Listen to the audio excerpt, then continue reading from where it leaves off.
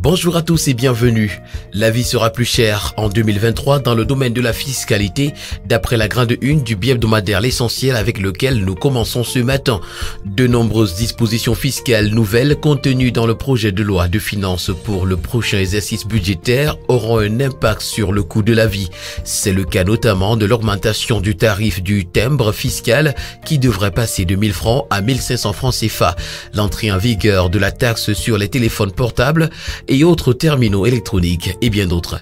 Il est question pour l'État de mobiliser les 6359 milliards de francs CFA nécessaires pour son fonctionnement en 2023. Le grand angle que nous propose ce matin le bi-hebdomadaire est à retrouver des pages 4 à 5. Pour le quotidien Le Jour, on parle de l'éthique et de la déontologie. Le barreau va en guerre contre les avocats véreux.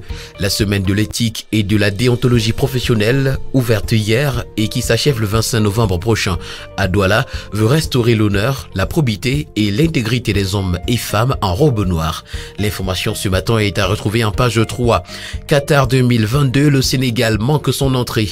Les Lions de la Teranga ont été battus 0-2 par les Orangers des Pays-Bas. Hommage également ce matin, les œuvres d'Emmanuel Pondy sont célébrées.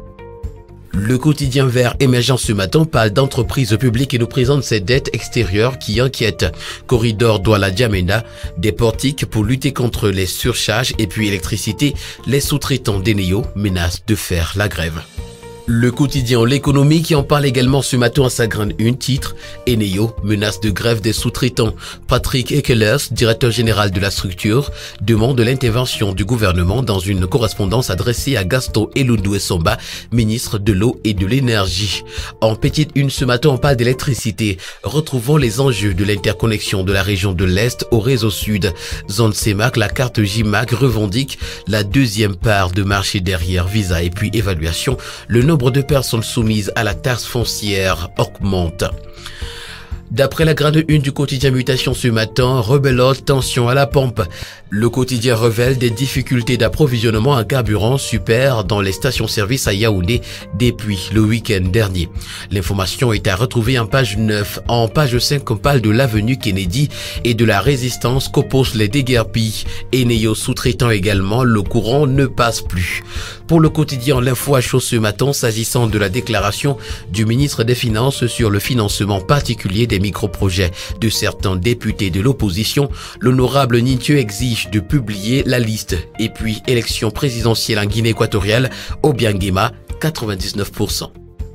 Le journal Direct Info qui parle également de l'interconnexion de la région de l'Est au réseau interconnecté Sud nous présente les prouesses de Paul Biya.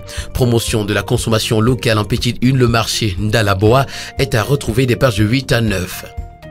À la grande une du magazine numérique instantané African First Crown News, retrouvons l'un des plus grands entrepreneurs camerounais de ces 30 dernières années qui a préféré son pays à l'attrait de l'Occident où il a fait ses études universitaires. Cela lui a plutôt bien réussi.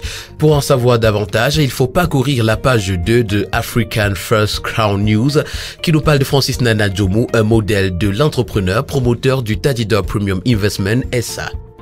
À la une du quotidien Le Messager ce matin, précarité à l'embauche, la croix de la bannière. Maintenu pendant 5 ans à des statuts professionnels de travailleurs temporaires par une entreprise basée à Limbé, ces déplacés internes sont à la merci de Boko Haram. C'est à retrouver ce matin en page 5. Calvaire des handicapés, Nadia Photo écrit à Laurent Esso. Mondial 2022, le Sénégal désillusionné et puis funérailles de Wongli Massaga, des faussaires aux trousses de la famille. Elle dénonce des manœuvres ourdies dans le but de détourner l'aide attendue du chef de l'État. Toutes ces informations ainsi que bien d'autres sont à retrouver ce matin dans les colonnes du quotidien Le Messager. Pour le journal Repère ce matin, en mission commandée au Qatar, Ngongo va doper le moral des Lions. Et le quotidien Info m'attend de nous indiquer qu'aux Lions indomptables, Paul Biya prescrit combativité, engagement, détermination et discipline. C'est la quintessence du tweet du premier sportif camerounais ce 21 novembre. Assemblée nationale en petite une ce matin, 1,5 milliard portés disparus. Les sous étaient destinés entre autres à la construction des bureaux des députés en 2022. Le quotidien national bilingue Cameroun Tribune, qui parle également des Lions indomptables ce matin, nous indique que Paul Biya sonne la mobilisation. À 3 jours de l'entrée en compétition de l'équipe du Cameroun à la Coupe du Monde, le président de la République a écrit hier au capitaine Vincent Aboubakar. Dans ce message d'encouragement, le chef de l'État invite les joueurs à faire preuve de détermination et d'engagement afin de hisser haut les couleurs nationales au Qatar. C'est à retrouver ce matin en page 2. Couverture santé universelle en petite une ce matin, les préalables de la réussite sont également à retrouver. Le journal L'Avocat est un kiosque ce matin et parle de gouvernance. Péril sur les libertés, titre ce matin le journal. Retrouvons dans les colonnes de L'Avocat ce matin les anglophones qui en paient le prix, le pouvoir des médias confisqués, Paul Atangadi, ministre qui veut embraser la République, Camerounais et société civile en colère. L'hebdomadaire Vision économique a choisi de parler du mondial Qatar 2022 ce matin et nous présente les grandes opportunités économiques pour le Cameroun. L'agence de promotion des investissements, l'API, organise du 5 au 9 décembre prochain à Dubaï un forum d'affaires dénommé Cameroon Investment Week dont le but est d'attirer les investisseurs du Moyen-Orient. L'événement a pour thème Investir au Cameroun, terre d'opportunités. Il sera couplé à une soirée d'activité de promotion de la destination Cameroun à Doha du 23 novembre au 3 décembre 2022. Monnaie en petite une ce matin, s'achemine-t-on vers la fin du franc CFA, s'interroge l'hebdomadaire Vision économique. Le quotidien Econews ce matin parle du port autonome de Douala, attirer plus d'investisseurs, titre ce matin le quotidien. Pour favoriser l'émergence des projets novateurs validés par le schéma directeur de développement du port autonome de Douala, le directeur général a lancé un appel international à manifestation d'intérêt. L'objectif visé est de faire passer la capacité du traitement du port de 13 à 45 millions de tonnes à l'horizon 2050. Pour le quotidien parle de la gestion des conflits et promotion des valeurs sociétales. Le Cameroun doublement honoré au forum de Grants Montana. Et puis terminons ce matin avec le quotidien de la santé, Éco-Santé, qui parle de la transformation du système de santé.